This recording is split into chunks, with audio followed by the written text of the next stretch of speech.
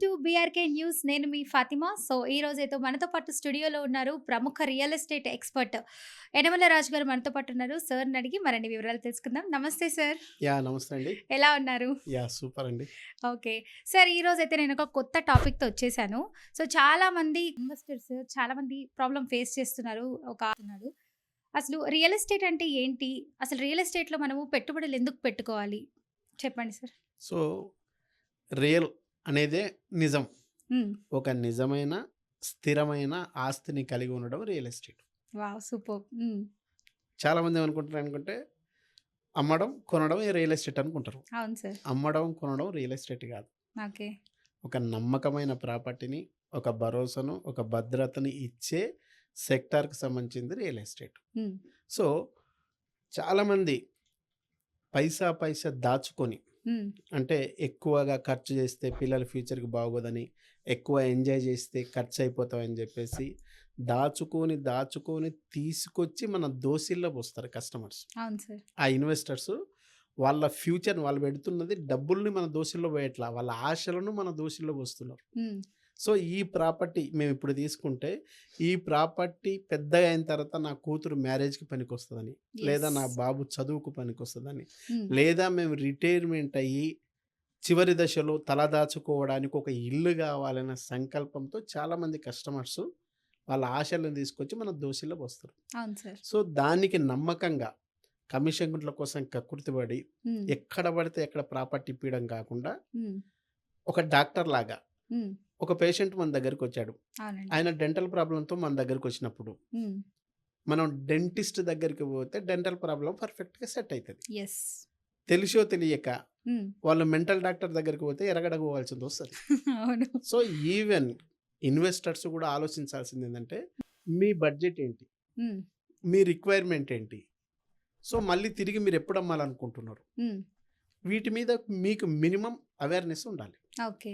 అట్లా అవేర్‌నెస్ ఉంటే స్పష్టంగా వచ్చే ఏజెంట్‌ని గాని, లేదా మీరు తీసుకుంటున్న ప్రాపర్టీని గాని మీరు పర్ఫెక్ట్‌గా ప్లాన్ చేసుకోగలుగుతారు. ఓకే. అట్లా కాకుండా గుడ్డిగా, ఎడ్డిగా పోయి మాకేదో ఒక ప్రాపర్టీ ఇప్పేయండి అంటే, మీ రోగమేమో వేరు.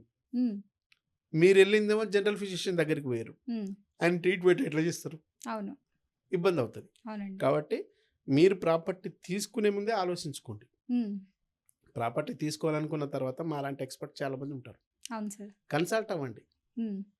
మీకు చాలామందికి ఎట్లుంటదంటే, కన్సల్ట్ కావడానికి టైం దొరకదనే కాన్సెప్ట్‌లో ఉంటారు. అదే ఒక పెళ్లి ఉంది, లేదా ఒక దావత్ ఉందని చెప్తే, దూరపు చుట్టం కాదు, తోక చుట్టం వాళ్ళదైనా సరే, శ్రీశైలం అడవులకు పోవన్నా పోతారు. హ్మ్. కానీ మీ లైఫ్‌కంతా పనికొచ్చేది ఈ ప్రాపర్టీ. ఈ ప్రాపర్టీకి సంబంధించిన కొద్ది ఇన్ఫర్మేషన్ తీసుకోవాలనే దాంట్లో మీరు చాలా లేజీగా ఉంటారు. చాలామంది కస్టమర్స్ అందరూ అనరు గానీ, హ్మ్. చాలామంది కస్టమర్సు మేము బిజీ, మాకు తెలుసు హ్మ్. అని చెప్పేసి నిర్లక్ష్యం వహిస్తే, హ్మ్. ఇప్పుడు ఏదో ఒకటి తీసుకుంటారు. తర్వాత మీకు అవసరమై అమ్ముకోవాలనుకున్న రోజు చాలా ఇబ్బంది పడాల్సిందొస్తది. ఓకే. కాబట్టి ప్యూర్‌లీగా మీరు ప్లాన్ చేసుకోవాల్సిందేంటంటే, ఫస్ట్ మీరెందుకు తీసుకోవాలనుకుంటున్నారు? హ్మ్. ఎంతలో తీసుకోవాలనుకుంటున్నారు? హ్మ్. ఎక్కడ తీసుకోవాలనుకుంటున్నారు? ఏ ఫేసింగ్‌లో తీసుకోవాలనుకుంటున్నారు? హ్మ్. తిరిగి మళ్ళీ ఎప్పుడు అమ్మాలనుకుంటున్నారు? హ్మ్. వీటి మీద మీకు స్పష్టమైన అవగాహన ఉంటే, మీకు ప్రాపర్టీ ఇప్పించే అడ్వైజర్ కూడా అంతే అద్భుతంగా ప్రాపర్టీ ఇప్పించగలుగుతాడు. Excellent sir. ఈ 5 పాయింట్స్ గుర్తుపెట్టుకుంటే చాలు ప్రతి ఒక్కరు. డెఫినెట్‌గా. కడుపు నొప్పి మీద అయినప్పుడు టాబ్లెట్ కూడా మీరే ఏసుకోవాలా. అవును. కానీ చాలామంది ఏం చేస్తారు, కడుపు నొప్పి అంటే ప్రాపర్టీ తీసుకోవాలని మీరు అనుకుంటారు. కానీ ఇప్పేయమని వాని చేతుల్లో ఆ నిర్ణయాధికారం అతనికిస్తే, హ్మ్. అతనికి తోచిన ట్రీట్మెంట్ చేస్తాడు. అవును. అతనికి తోచిన ట్రీట్మెంట్ చేస్తే మీకు వచ్చిన రోగం తగ్గదు. హ్మ్. కాబట్టి మీకు స్పష్టమైన అవగాహన ఉండాల. యెస్. మనం ఇందాక అనుకున్నట్టు హ్మ్. మీకు ఏ రూట్‌లో గావాలి, ఏ రేట్‌లో గావాలి, ఏ ఫేసింగ్‌లో గావాలి, ఏ సైజులో అమ్మాలి, హ్మ్. మళ్ళీ తిరిగి ఎప్పుడు అమ్మాలి. హ్మ్. ఇవి మీకు పర్ఫెక్ట్‌గా ఉంటే హ్మ్. మీ రూట్‌లో మీ రేట్‌కి తగ్గట్టు, మీ సైజుకి తగ్గట్టు, మీ ఫేసింగ్‌కి తగ్గట్టు హ్మ్. మళ్ళీ తిరిగి మీరు ఎప్పుడైతే అమ్మాలనుకుంటున్నావో దానికి అనుగుణంగా ఆ ఏరియా మెచ్యూరిటీ అయ్యే ఏరియాలో ప్రాపర్టీ ఇప్పడం ఈజీ అయితది. హ్మ్. మీరుండేది విజయవాడ హైవేకుండి. హ్మ్. నాకు ముంబై హైవేకి ఇప్పేయమన్నారనుకోండి. మీకు దూరం అనిపిస్తుంది. ఉమ్, మేము ఉండేది విజయవాడ హైవే, నువ్వు ఇప్పిస్తుంది ముంబై హైవే. ఉమ్, దూరం కదనే ఫీలింగ్ ఉంటుంది. అవును కానీ సార్. దూరం దగ్గరతో సంబంధం ఉండదు. ఒక ప్రాపర్టీ పెరగాలంటే ఉమ్, దూరం దగ్గర కాదు కావాల్సింది, మనం చూడాల్సింది. చాలామంది ఏం చేస్తారు, నా ఇల్లు ఉన్న దగ్గర, నా ఇంటి పక్కన నాకు ప్లాట్ ఇప్పిస్తే బాగుంటుంది అనుకుంటారు. ఉమ్, నీ ఇంటి పక్కన హాస్పిటల్ ఉంది, స్కూల్ ఉంది, క్లబ్ ఉంది, పబ్ ఉంది, రిసార్ట్ ఉంది, shopping mall A to Z ఉండడంతో పాటు ఉమ్, ఆ ఏరియాలో ఇప్పటికే రేటు పెరిగి ఉంది. ఆ రేటు పెరిగి స్టాగ్నేట్ అయిన దగ్గర నువ్వు ప్రాపర్టీ తీసుకుంటే అది ఇన్వెస్ట్మెంట్ ప్లాట్ ఎట్లయితుంది? ఉమ్, ఇల్లు కట్టుకునే ప్లాట్ అవుతుంది. అవును. ఇల్లు కట్టుకునే ప్లాట్ దగ్గర ఆల్మోస్ట్ అది ఇప్పటికే ₹1,00,000 గజమైన దగ్గర అది డబల్ అయితే కూడా 2,00,000 అవుతుంది తప్ప 5-6 లక్షలు 10 టైమ్స్ 100 టైమ్స్ పెరిగే ఛాయిస్ ఉందా? చాయిస్ ఉండదు. అదే మీరు 1996, 98 టైంలో హైటెక్ సిటీలో ₹12 గజం, జస్ట్ ₹12 పర్ స్క్వేర్ యార్డ్. అప్పుడు తీసుకున్న వాళ్ళకు ఇప్పుడు దాదాపు 2.5 లక్షలు per square yard.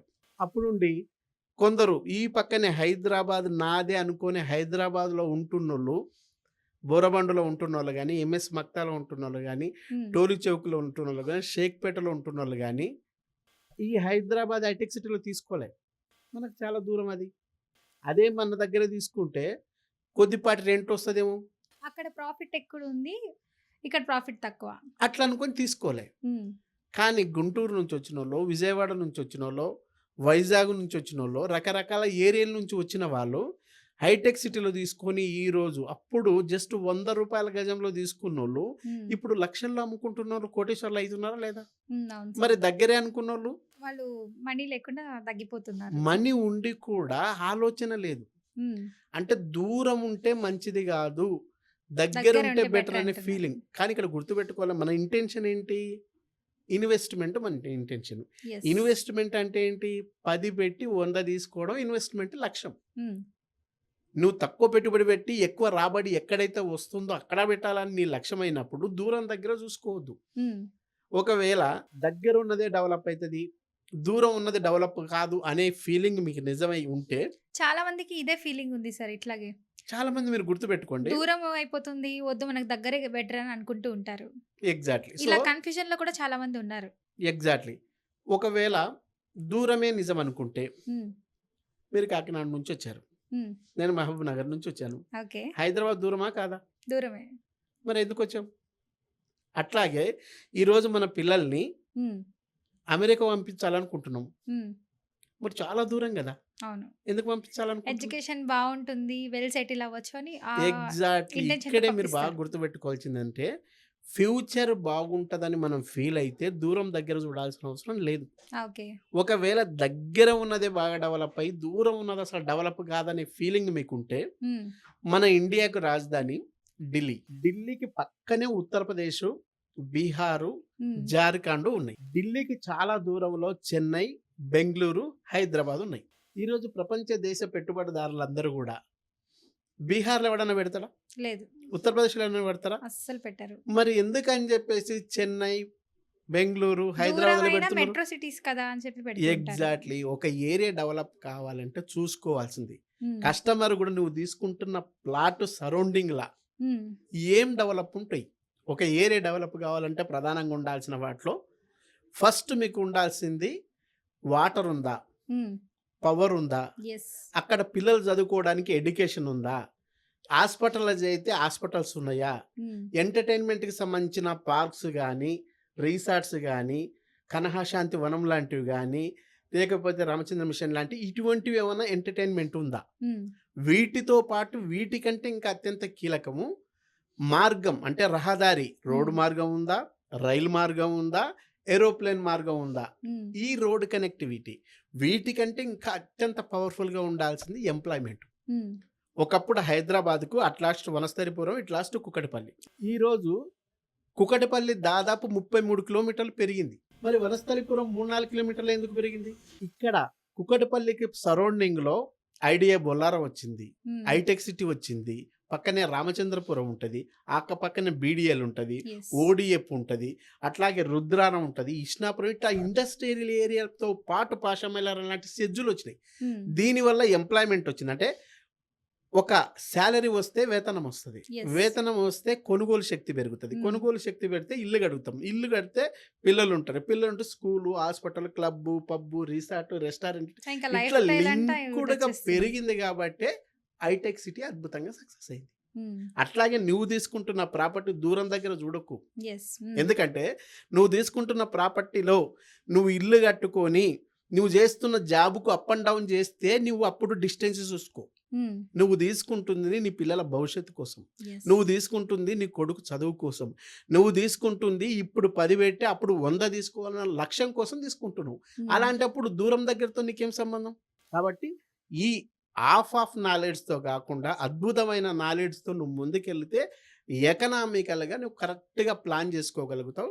Economical discipline ప్రకారం నువ్వు సక్సెస్ కావడానికి స్కోప్ ఉంటది. యెస్. అట్లా కాకుండా వాళ్ళు చెప్పిరనో, వీళ్ళు చెప్పిరనో, దూరం ఉందనో, దగ్గర ఉందనో ఈ ఫీలింగ్‌లోకి పోయినావనుకో రాంగ్ ఇన్వెస్ట్‌మెంట్ చేస్తావు. రాంగ్ ఇన్వెస్ట్‌మెంట్ చేస్తే ఆగమైపోతావు. హ్మ్. అట్లా కావద్దనుకుంటే డెఫినెట్‌గా నేను ఇందాక చెప్పినట్టు మీకు మీ అవసరానికి ఏదైతే ఉందో రూటా, రేటా హ్మ్. అట్లాగే రిటైర్మెంటా ఏంటనేది తెలుసుకొని పర్ఫెక్ట్‌గా ప్లాన్ చేసుకోగలిగితే నువ్వు పర్ఫెక్ట్‌గా ఇన్వెస్ట్ చేయగలుగుతావు. ఓకే. లేదనుకుంటే ఇన్వెస్ట్‌మెంట్ చేసి కూడా ఆగమయ్యే అవకాశం ఉంది. ఓకే. Nice sir. చాలా చక్కగా చెప్పారు. థాంక్ యూ సో మచ్ అండి. యాహ్! వెల్కమ్.